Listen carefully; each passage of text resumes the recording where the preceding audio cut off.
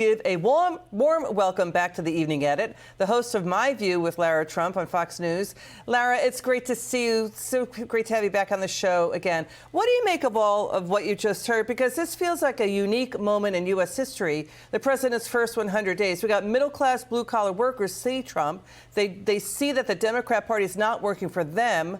But isn't that what the left and like AOC and Bernie Sanders are all about, what Trump is doing?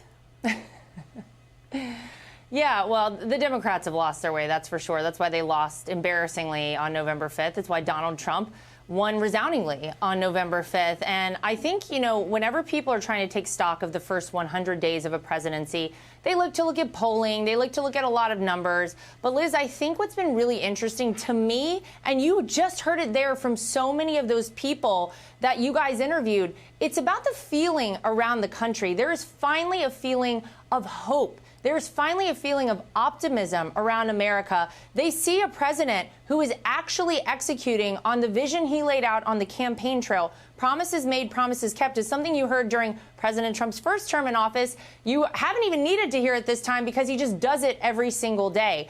And so while Frank Luntz might want to try to convince people that their 401ks are down or convince them that things are going poorly, when people look around and they see, wait a minute, I've got the border closed. Wait a minute, I have somebody who's standing up for America. I have somebody who's trying to level the playing field on trade, which is going to ultimately benefit us as a country.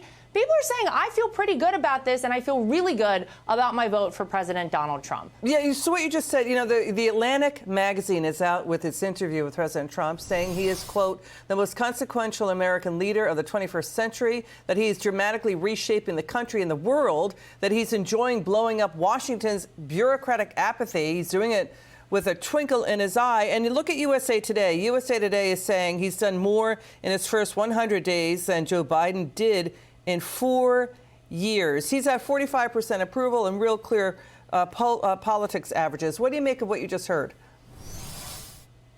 Yeah, well, look, whenever you have the Atlantic and you have USA Today saying anything at all kind about Donald Trump or positive about Donald Trump, you know that they're lacking for any material to go against him, because it's very hard to criticize someone who, again, is doing what the people voted him into office to do, to a person who, you know, the first term in office you could rate as a success. This time around, the first 100 days, I think has blown everyone away. It was warp speed from the second he got in the Oval Office on January 20th.